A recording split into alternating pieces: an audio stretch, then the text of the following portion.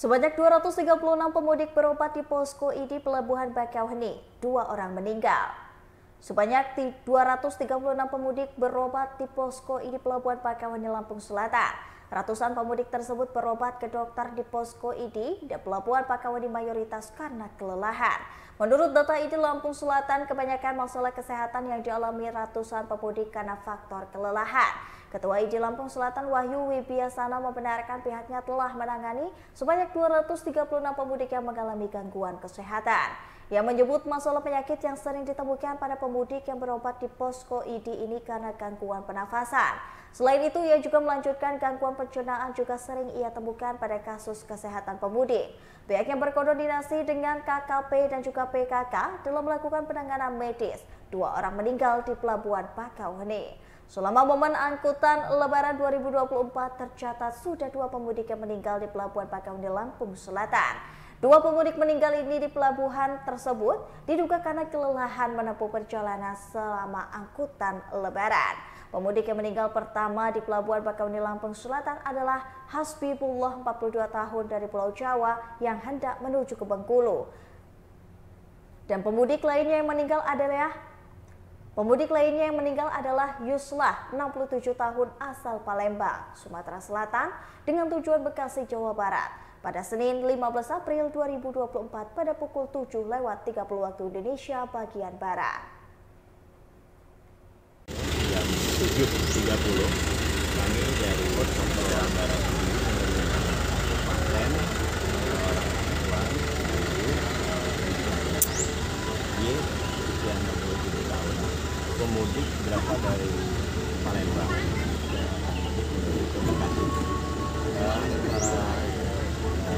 Kronologisnya mungkin beliau itu naik bis, tugas di kapal dan akan turun dari bis. Ternyata begitu turun dari tangga bis sempoyongan, kemudian dibawa sama anaknya. Ternyata kondisinya melemah, kemudian dibantu sama tim para medis yang ada di kapal. Akhirnya oleh petugas para medis yang ada di pelabuhan dibawa ke posko ini. Itu saat penyebab kematian seperti apa? Kami tidak mempunyai catatan medis pada riwayat penyakit orang tersebut, tapi berdasarkan dari informasi keluarga bahwa yang bersangkutan tidak dalam kondisi sakit. Artinya dalam kondisi sehat.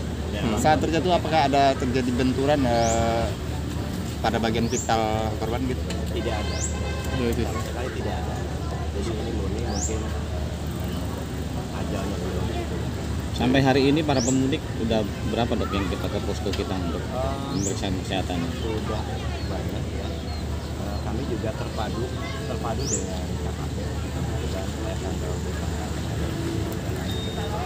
Jadi kami selalu melaporkan setiap kasusnya, setiap harinya pasien-pasien yang berobat ke posko Lebaran.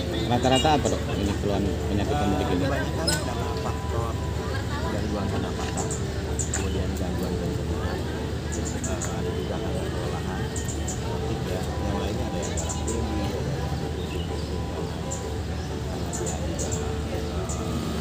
ada yang banyak kan faktornya karena kelelahan. Kalau dari data ada ratusan? Ada. Kalau yang berobat ke kami 236 sampai hari ini. Dok, kembali dirinci dok, sekarang jenazah korban ini ada di mana? Sesuai dengan prosedur dan protap yang kita miliki bahwa semua pasien yang meninggal harus kita lakukan rujukan ke rumah sakit Bobajal Kaliangan, karena itu nanti akan dikeluarkan dokumen keterangan kematian itu untuk keperluan perjalanan ya, kemudian dukcapil dan sebagainya. Kalau kondisi tadi nyampe sini gimana? Kondisi sampai ke posko ini itu sudah meninggal. Jadi kami tidak ada upaya untuk melakukan pertolongan maupun medical support. Tim kami, tim dokter sudah berusaha bahwa itu memang sudah meninggal di tempat. Ada himbauan dok untuk para pemudik mengingat sudah 2 kejadian ya yang dialami pemudik yang meninggal di ini kejadian yang kedua. Kemarin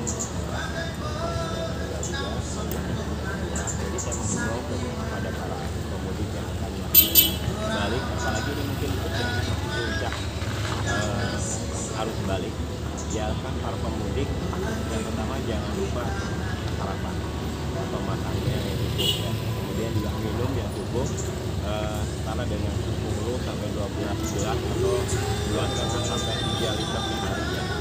Kemudian jangan pola tidur. Nah, selama perjalanan mungkin di kapal agak ada waktu siang ya, jadi manfaatkan istirahat di kapal. Dan yang terpenting lagi kalau ada vitamin, konsumsi vitamin ya, hindari dulu makan